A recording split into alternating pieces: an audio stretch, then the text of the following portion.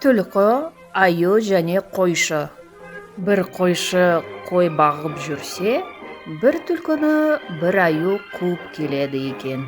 Түлкі бір тамға кіріп кетеді. Ол терезеден ішке секіріп түседі. Аю да терезеден секірмекші болады. Бірақ кеудесі өтсе де, бөксесі сыймай, терезеге қыстырылып қалады. Ал түлкі болса, басқа бір терезеден жылт етіп шығып, айналып келіп, аюға жақындайды.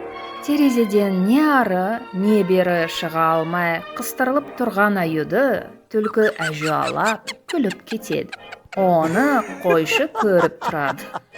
Аю әрен дегенде қайта шығып, жан-жағына қарайды. Болған жайды бақылап тұрған қойшыны көреді. Қойшыға жақындап келіп, қойшы, сен не көрдің? Қорқып кеткен қойшы, ойбай, мен ештеңе көрмедім. Жарайды, көргеніңді айтсаң, өлесің. деп аю кетіп қалады. Қаласына келген соң, қойшы көргенін кездескен адамдардың бәріне айтады. Адамдар мен аңшының тазы иті осы оқиға жайлы естіп күлді. Келесі күні тазы жолда бүркітпен кездесіп қалады.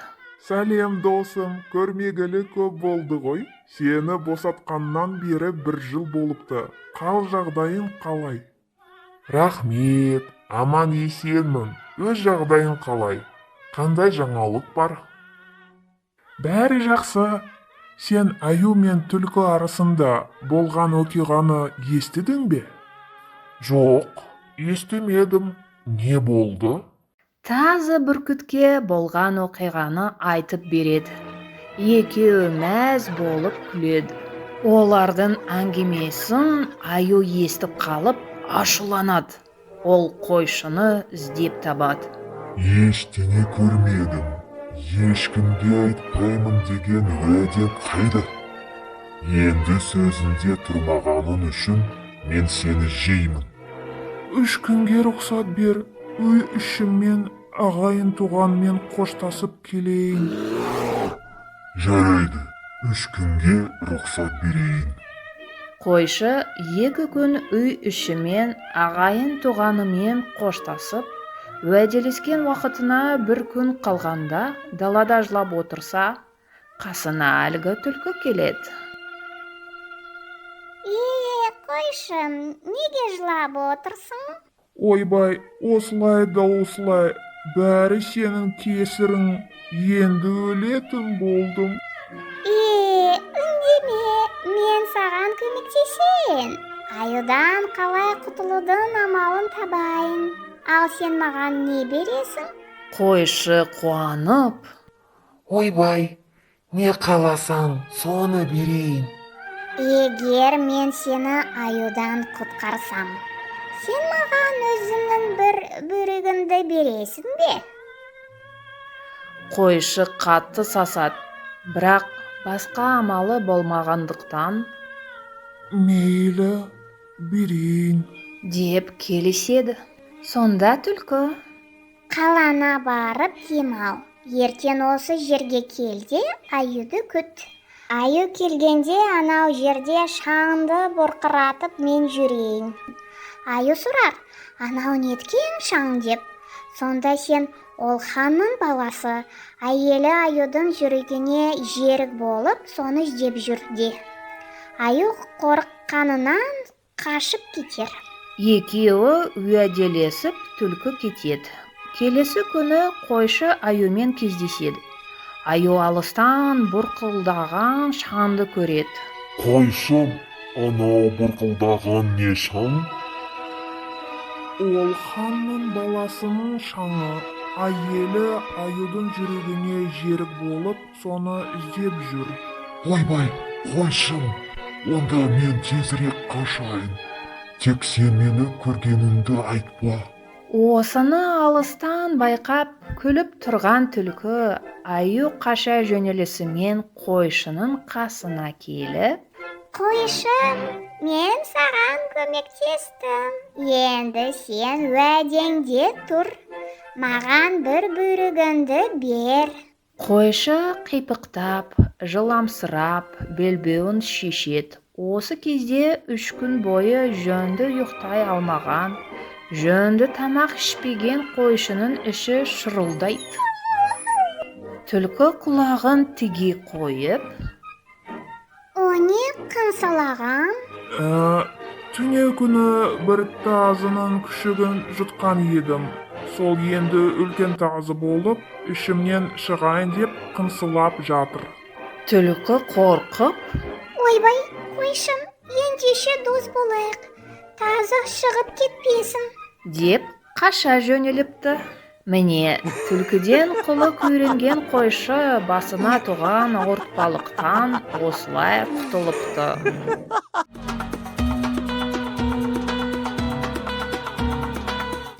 Төрт қаланың қайсысы артық? Трир, Көлн, Түркістан немесе Аугсбург?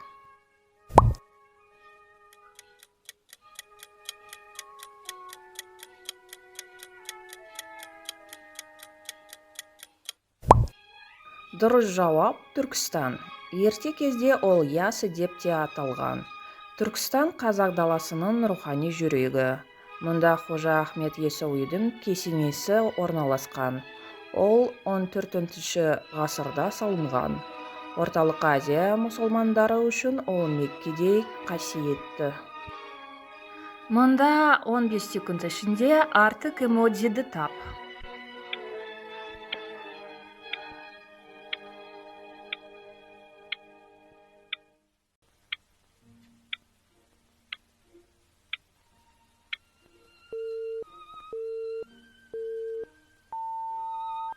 Таптың ба? Жарайсың. Тексеріп көрейік. Міне, осы артық эмоджи. Ал Қазақстанның басқа көне қалалары мен олардың атаулары туралы ғалымдар не дейді? Қане көрейік. Алматы жүздеген жылдық тарихи бар көне атау. Қазіргі Алматының аумағынан археологтар көне дирхам теңгелерін тапты. Олардың бетінде анық жазылған түшке жер Алматыден соғылған, яғни Алматы қаласында соғылған. Бұл 1271-1272 жылдары болған. Сондай-ақ мұнда 10-12 ғасырларға жататын ұстахана табылған. Ол жерде шеберлер сол кездің өзінде қылышты жай темірден емес болаттан соққан. Таразға 2000 жылдан асты. Ол 5-ші ғасырда Ұлы Жібек жолындағы маңызды сауда орталығы ретінде аталады. Мұнда ғимараттармен қатар археологтар саздан жасалған көне су құбырларын тапқан. Жолды лабиринттен тап.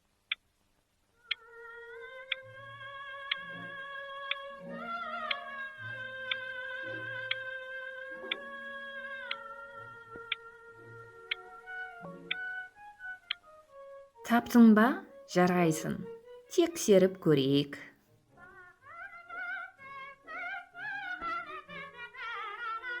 Шымкент мықты, жасыл әрі көне қала. Атауы қатты қала дегенді білдіреді. Құмнан салынған қала, яғни жерден тұрғызылған. Қала қамал керуен жолдарын қорғау үшін салынған. Ол 12-ші ғасырда пайда бола бастаған.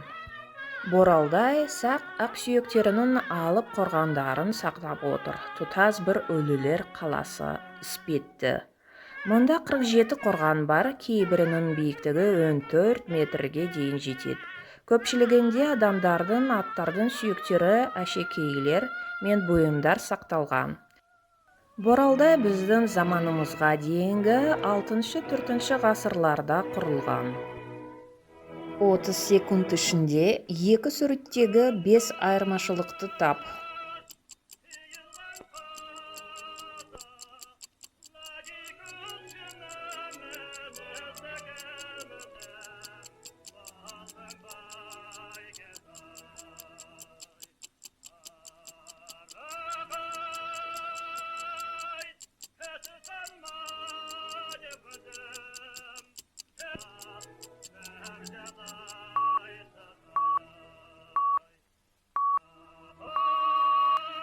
Сен қанша айырмашылық таптың?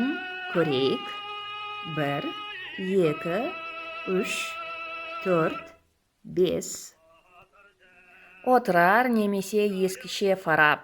Біздің ойшылымыз Абу Наср Әл-Фарабиді дүниеге әкелген қала. Мұнда көп базарлар, моншалар мен сарайлар болған. Семей атауы Семипалатинск сөзінен шыққан. Бұл екі орыс сөзінен құрылған сем және палата. Орыстар осы жерге келгенде көне қаланың орнында 7 кірпіштен салынған сарайдың қирандысын көрген. Палата сөзі ол кезде сарай деген мағынаны білдіретін. Екі суреттегі 5 айырмашылықты тап.